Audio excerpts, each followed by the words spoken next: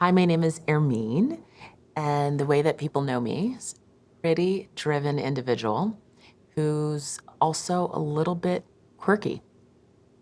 I do not care about perfection at all.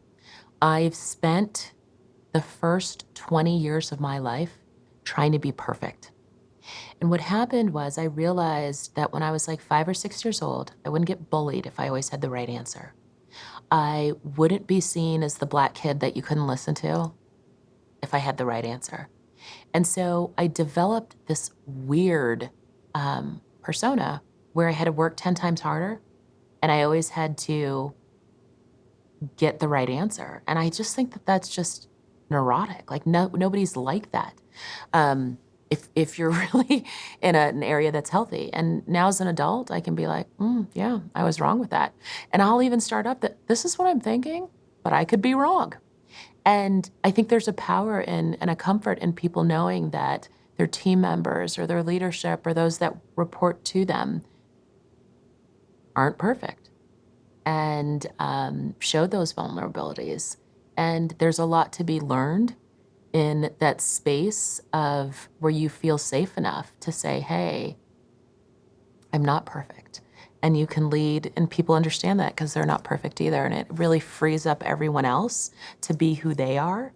And then there's just, you can listen and you can take the coaching and you can get better. But as an entrepreneur, I want to launch things that aren't perfect. I worked for IBM and GE and some really amazing companies in the ad industry, and we had to be perfect.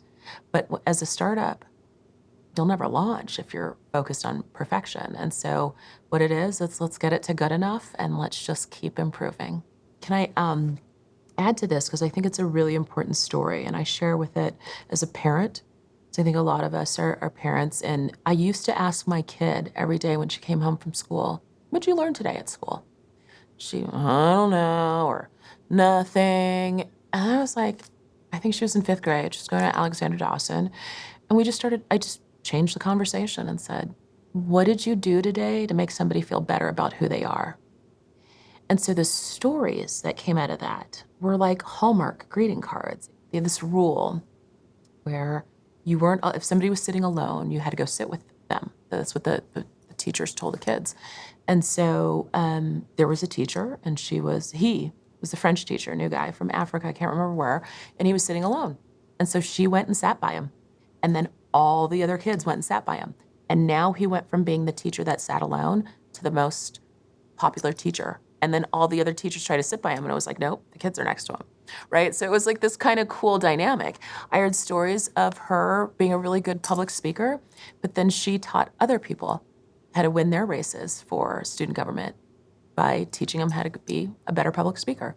And they may not have won the first year, but they won the second. And so that, and there's a million stories, right? And, along the way, there's some hiccups, but if you can encourage those smaller things, they'll go on and live a fabulous life and they'll be a good person. So we want to engage in is just building good people and they'll figure out, because I was like an athlete, I was a business kid, I was thinking of going to law school, but my kid is like an artist and she's a creative. And I'm like, there's no scoreboard. What am I supposed to do? Like, how do I know when to clap? And I learned a lot from raising someone who was so different than me. That's what I mean when we talk about respect, when we talk about things that matter, it's always how people made you feel. And it's not perfect, but just working, mentoring, coaching, whatever, asking a different question to get a different result.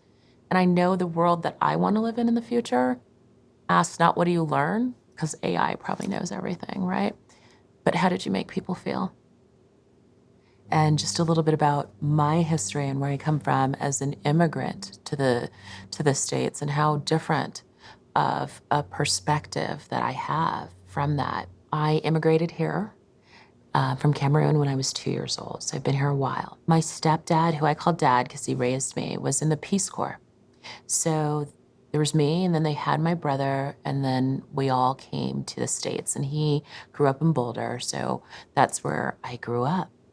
And I'll tell a couple funny stories. When I first met him, apparently I thought he was a ghost because there aren't a ton of white people in Africa. And of course, he was this white dude. I was kind of scared at first. And then I came to the United States. I was like, oh my gosh, there's ghosts everywhere. And, but of course, I got over that. But one of the things that was really interesting in Cameroon, what my mom tells is there's a beauty in differences.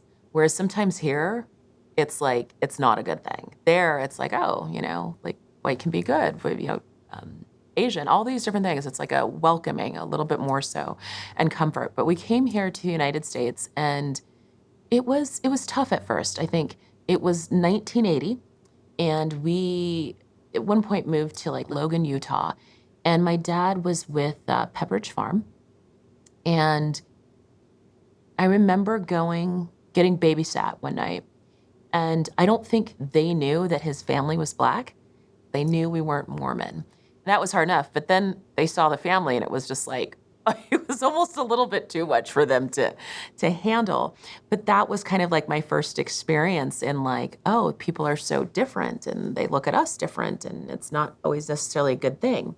And so that really set my life in a different way, knowing that there are some amazing people out there, and it may just take them time, and it may take some encouragement from other leadership to get things moving into a more positive way, but it's absolutely possible. And not only possible, it's probable in a place like America, where we're really good at being innovative, and we're really good at pushing ourselves. I mean, we've been around for a few hundred years, and we've achieved some serious greatness with diversity and melting pots or salad bars or however it is that we've done it.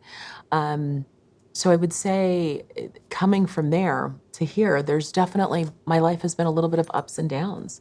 It was hard when my parents maybe got divorced. It was hard when, I made some decisions. I had a kid a little bit younger than I should have, not a little bit, a whole lot of it, and have had to figure out how to get it together and achieve. And the reason I'm just so passionate about the United States is, I had my daughter, I guess I got pregnant when I was 17. I had her when I was 18, but I was still able to go to a junior college because of a Pell Grant. I don't know who created Pell Grants, but thank you. I was still able to go to the University of Colorado because of the student loan program. Thanks for whoever did that. My daughter went to an incredible Montessori school, and what I did to pay for the Montessori, I think the first year or two I had some sort of like childcare grant, but I took all the class notes. So when I was at CU, there was these classes of like 400 people, and this is my first foray into entrepreneurship. There was 400 people in these classes, and I took these perfect notes. And what happened was I was the kid that messed up the curve in my chemistry class or like finance class. And so I did like 97, 96, and everybody, like the average grade was a 46. And they were like, what? It's like, what were you guys doing? How did you not remember Avogadro's number? Like, how did you not remember how to like calculate that? You can back into that number. And so what happened was everyone was like, oh, I'm going to buy your notes. And so the teachers were awesome because they would let me use their copy codes. And then if you bought my notes, you can come to my study sessions. I only did a 2 or 3, but then like the average grade went up to like a 68, for the class. But it also went up significantly for the people because it was like, oh yeah, you don't have to figure out the derivative. There's only 4 answers. It's multiple guess. It's not log base 10 because da-da-da. It's not, right? So it's just like teaching people how to think. And then there's only 4 answers it could be. So you eliminated the other 3 or whatever. So the point was, I paid $25 at midterms they paid me and $50 at the end of the semester. I'd make like $5,000 midterms and another $10,000 at the end of the semester. And that paid for a really good private school.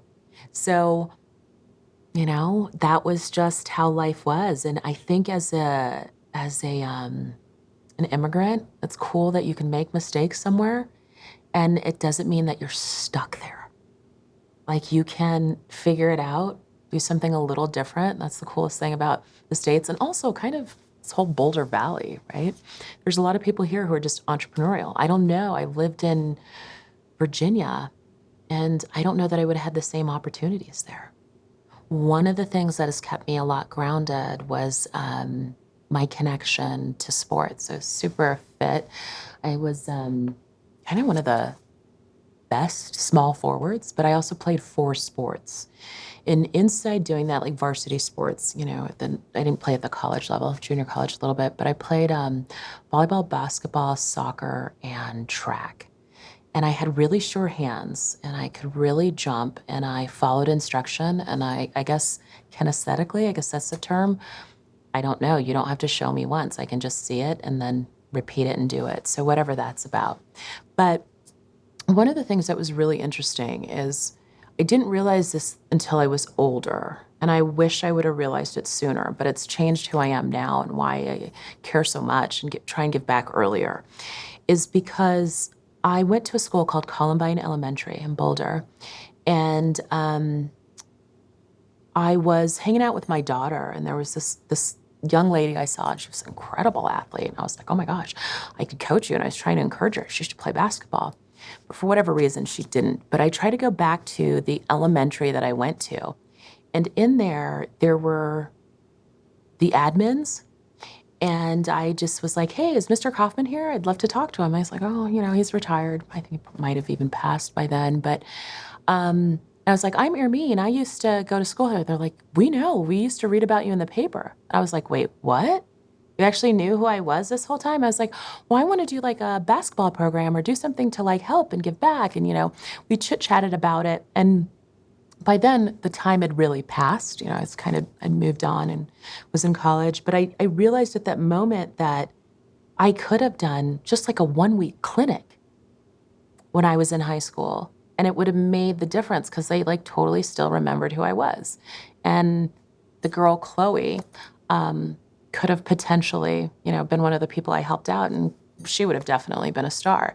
So now that I'm older and I know what my skill sets are, from a public or community relations, from a just being driven, from entrepreneurship, business, finance, whatever, I can just give back. And so I have my nonprofit, and we only can work with probably a dozen students right now, young adults, and we're giving back and giving them opportunities to own equity and stock and startups, to learn about that. A lot of them will tell you we're getting, a real life, what's it called, MBA. So there's just a different perspective I take on it now, which is even if it's just 1 or 2 people, especially now that my daughter's moved on, how can I be of service now? And that's really important. I think we see a lot of altruistic deeds once people pass away or when they get older in life, and maybe they give away $1 billion. But I wonder, like, would 10 million have made more of a difference 30, 40, 50 years ago? And that 10 million could have compounded and compounded into the lives of like hundreds of thousands. And how does that not affect a different generation? So my drive now is not to wait until I'm 80 or 90, because I'm going to live till 130, but that's another story. My drive now is to what can we do today, and how do we start compounding the effects that we have on the individual lives today, and not wait until another 10, 20, or a few generations later. What influenced me at a younger age into getting to the career and the place I am now? I remember one of my best friends at the time, Lisa. I was graduating from college, and I got some of the most amazing gifts at graduation from people that really knew me. One of them was a compass, and one of them was a brass ring. And it's funny because it's sitting on my dresser at home, right in my favorite spot. And the story about the brass rings were they were on the merry-go-rounds when you go to a fair. And the goal was to get on top of whatever animal you got on and reach for that highest level. And so it really is a bit of a metaphor for what I'm trying to do now, and what I've really focused on in life is where I came from was a dirt hut in Cameroon, in my little village, Bong Bong Village at the interior, until the house that I was able to buy here in Longmont, the businesses that I've been able to start, the nonprofits. It really is about not getting that silver ring, because that's kind of an easy thing to reach for, right? Even the second one and the third one. But if you can make it all the way to the top, and whatever that means for each one of us, for me, it's been, as I get older and I'm trying to define who I am outside of being a parent, it is what can I do in society to help and benefit others? And how do I get others to encourage them or stir them up enough so they can reach for their brass ring, whatever it is that looks like as well?